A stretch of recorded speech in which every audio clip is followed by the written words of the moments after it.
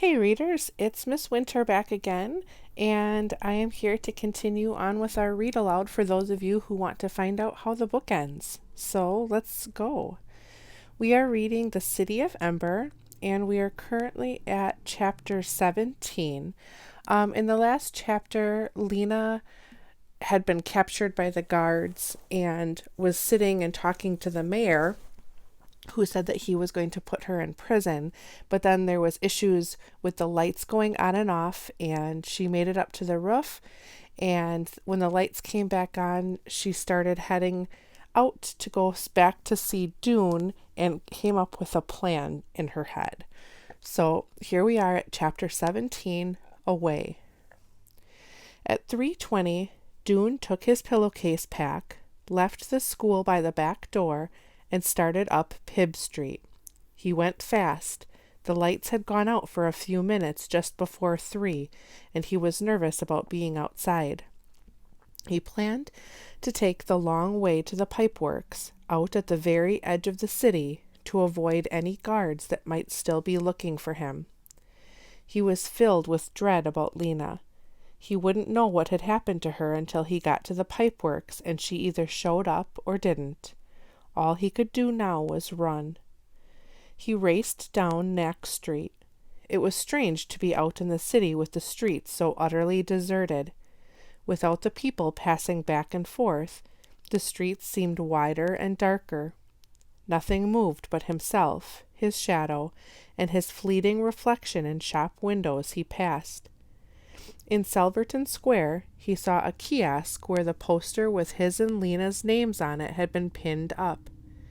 Everyone in the city must have seen these posters by now. He was famous, he thought wryly, but not in the way he'd wanted. There would be no glorious moment on the Gathering Hall steps after all. Instead of making his father proud, he would cause him dreadful worry. This thought made him so sad that his knees felt suddenly wobbly. How could he just vanish without a word? But it was too late now. He couldn't go back. If only there was some way to send him a message. And in a moment he realized there was. He stopped, fished in his pack for the paper and pencil he had brought, and scribbled on it, "Father, we have found the way out. It was in the pipeworks after all. You will know about it tomorrow. Love, Dune." He folded this in quarters, wrote "Deliver to Loris Harrow" in big letters on the outside, and pinned it to the kiosk. There. That was the best he could do. He would have to trust that someone would deliver it. In the distance, he heard the faint sound of singing. He listened. It was the song of the river just ending. Far below, like the blood of the earth, from the center of nowhere rushing forth, he sang under his breath. Like everyone in Ember, he knew the words of the 3 songs by heart. He sang along softly with the faraway singers. Making the light for the lamps of Ember, older than anyone can remember, faster than anything anyone knows, the river comes and the river goes. Up Rim Street now to River Road. He was halfway there. The singers were starting on the Song of Darkness. It was his favorite, with its powerful, deep harmonies. He was a little sorry to be missing it. He went up the Pot Street side of empty River Road Square, where another poster hung crookedly on the kiosk, and he was headed toward North Street when suddenly the lights flickered and went out. He jolted to a stop. Stand still and wait. That was his automatic response. In the distance he heard a dip in the sound of the singing, some startled voices breaking the flow, but then the song rose again, defying the darkness. For a moment all thoughts vanished from Dune's mind. There was nothing but the fearless words of the song. Black as sleep and deep as dreaming, darkness like an endless night. Yet within the streets of Ember, bright and bravely shines our light. He sang, standing still in the blackness. When the song ended, he waited. The lights would surely come back soon. For a few minutes there was silence, and then, far away but piercingly clear, he heard a scream. More screams and shouts followed, the sounds of panic. He felt the panic himself, like a hand taking hold of him, making him want to leap up and fling himself against the dark. But suddenly, with a flash of joy, he remembered. He didn't have to wait for the lights to come back on. He had what no citizen of Ember had ever had before, a way to see in the dark. He set his pack down, untied the knot at the top, and groped around inside until he felt a candle. Down in a corner, he found the little packet of matches. He scraped a match against the pavement, and it flared up instantly. He held the flame to the string on the candle, and the string began to burn. He had a light. He had the only light in the entire city. The candle didn't cast its light very far, but it was enough to see at least the pavement in front of him. He went slowly along Pot Street, then turned left onto North Street. At the end of the street was the wall of the pipeworks office. When he got to the pipeworks entrance, no one was there. A little cloud of moths came to flutter around the flame of his candle, but otherwise nothing moved in Plummer Square. There was nothing to do but wait. Doone blew the candle out.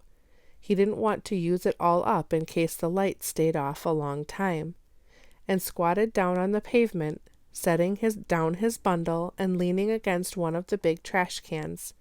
He waited, listening to the distant shouts, and at last the lights blinked again, and came on. Lena was nowhere in sight. If the guards had found her and taken her, but Doone preferred not to think about that yet. He would wait for a while. She would have been delayed by the blackout if she was on her way. He couldn't see the clock tower from here, but it was probably not quite 4 o'clock. What if she didn't come? The singing was over, the people were dispersing throughout the city, and the guards, no doubt, would soon resume their search for him. Doone clasped his arms together and pressed them hard against his stomach, trying to stop the queasy fluttering. If she didn't come, Doone had 2 choices. He could stay in the city and do what he could to save Lena, or he could go in the boat by himself and hope Lena could somehow free herself and tell the people of Ember about the way out. He didn't like either of these plans. He wanted to go down the river, and he wanted to go with Lena. Doone stood up and hoisted his sack again. He was too restless to keep sitting. He walked down to Gappery Street and looked in both directions. Not a single person was in sight. He walked to Plummer Street, thinking that perhaps Lena was coming by way of, of the city's edge, as he had, to avoid being seen. But no one was there. He didn't even see anyone when he went past Subling Street to the very end of the city. He had to decide what to do. He went and stood in the doorway of the pipeworks. Think, he said to himself. Think. He was not even sure he could make the river journey by himself. How would he get the boat into the water? Could he lift it without help? On the other hand, how could he help Lena if she was in the hands of the mayor's guards? What could he possibly do that would not just get himself caught, too? He felt sick. His hands were cold. He stepped out of the doorway and scanned the square once again. Nothing moved but the moths around the lights. And then, down Gappery Street, Lena came running. She came slantwise across the square, and he dashed to meet her.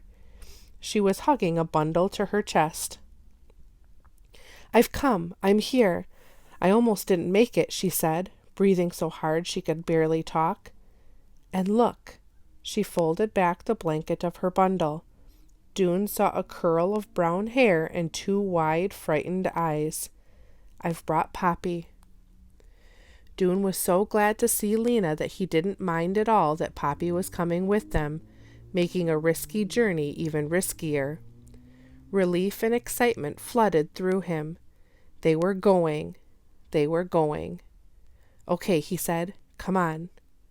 With his borrowed key, he opened the pipeworks door, and they hurried past the yellow slickers on their hooks and the lines of rubber boots. Doone dashed into the pipeworks office long enough to replace the key on its hook, and then they pulled open the stairway door and started down. Lena stepped slowly because of Poppy, and Poppy clung to her neck, unusually quiet, sensing the strangeness and importance of what was happening. At the bottom of the stairs, they came out into the main tunnel and walked down the path to the west until they came to the marked rock. How are we going to get Poppy down there? Doone asked. Lena said, I'll fasten her to my chest. Setting Poppy down, Lena took off the coat and the sweater she was wearing. With Doone's help, she made her sweater into a sling for Poppy, tying its sleeves around her neck. Then she put her coat back on and buttoned up. Doone looked doubtfully at this bulky arrangement. Will you be able to climb down, carrying her like that? Will you be able to reach around her and hold on to the rungs? Yes, said Lena. Now that she had Poppy with her, she felt brave again. She could do whatever she needed to. Doone went down first. Lena followed. Stay very still, Poppy, she said. Don't squirm. Poppy did stay still, but even so it was not easy going down the ladder with her extra weight. Lena's arms were just long enough to reach past Poppy and hold on to the ladder. She descended very slowly. When she got to the ledge, she stepped sideways, gripped the hand Doone held out for her, and, with a deep breath of relief, came into the entryway. They walked to the back of the entry hall, and Doone opened the steel panel and took out the key. He slid aside the door to the room where the single boat was, and they went in. Doone took his candle from his sack and lit it. Lena unwrapped Poppy and sat her down at the back of the room. Don't move from there, she said. Poppy put her thumb in her mouth, and Doone and Lena set to work. Doone's sack went in the pointed end of the boat, which they decided must be the front. They put the box of candles and matches into the rear of the boat. It was clear they'd been designed to go there. They fit snugly. The poles labeled paddles were a mystery. Lena thought maybe they were weapons, meant for fending off hostile creatures. Doone thought they might fit across the boat somehow to make railings to brace yourself against, but he couldn't get them to work in this way. Finally, they decided just to leave the paddles in the bottom of the boat and figure out what they were for as they went along. Doone dripped a bit of wax on the floor and stood his candle up in it so he'd have both hands free. Let's see if we can lift the boat, he said. With Doone at the rear and Lena at the front, they found they could lift the boat with ease. It was amazingly light, even with the boxes and pack inside it. They set it down again. The next step was to get it in the water somehow, and then get in it themselves. We can't just drop it in, Lena said. The river would grab it right away. That must be what the ropes are for, said Doone. We lower it in by holding on to the ropes, and tie the ropes to something to keep it from moving. To what? They must have put a peg or something in the wall to tie it to. Doone went back to the edge of the river and got down on his knees. Leaning over, he felt with one hand along the bank below. At first there was only smooth, slippery rock.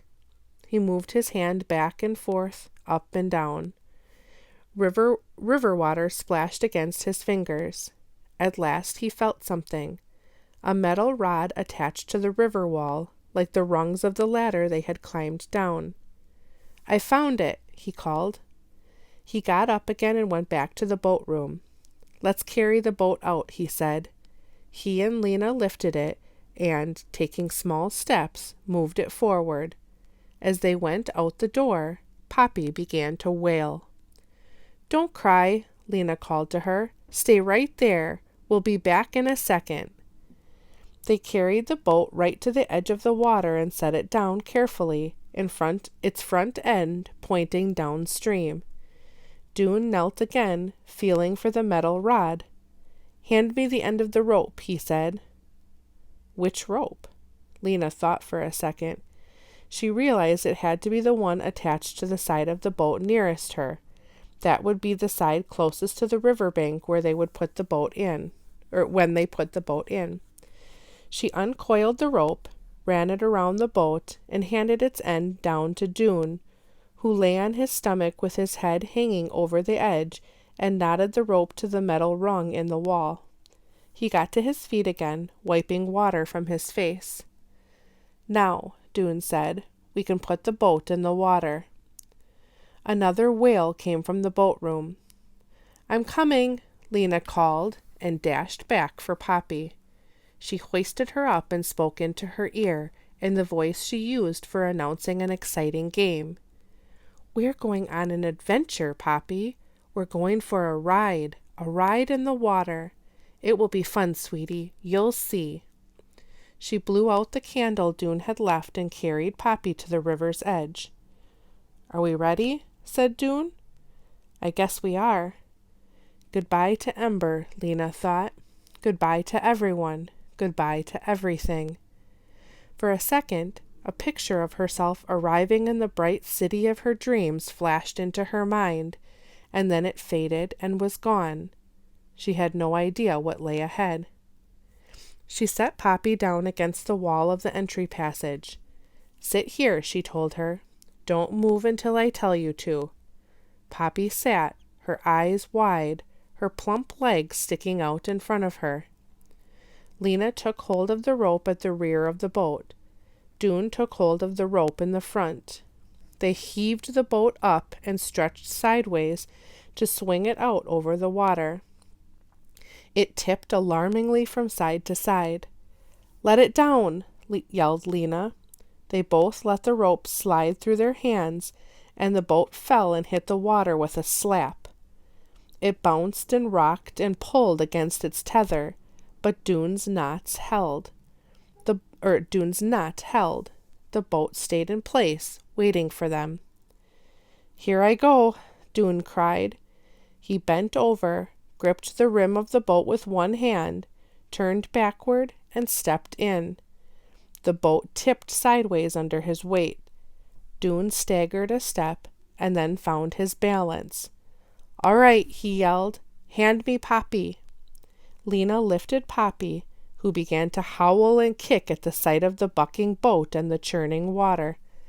But Dune's arms were right there, and Lena thrust her into them.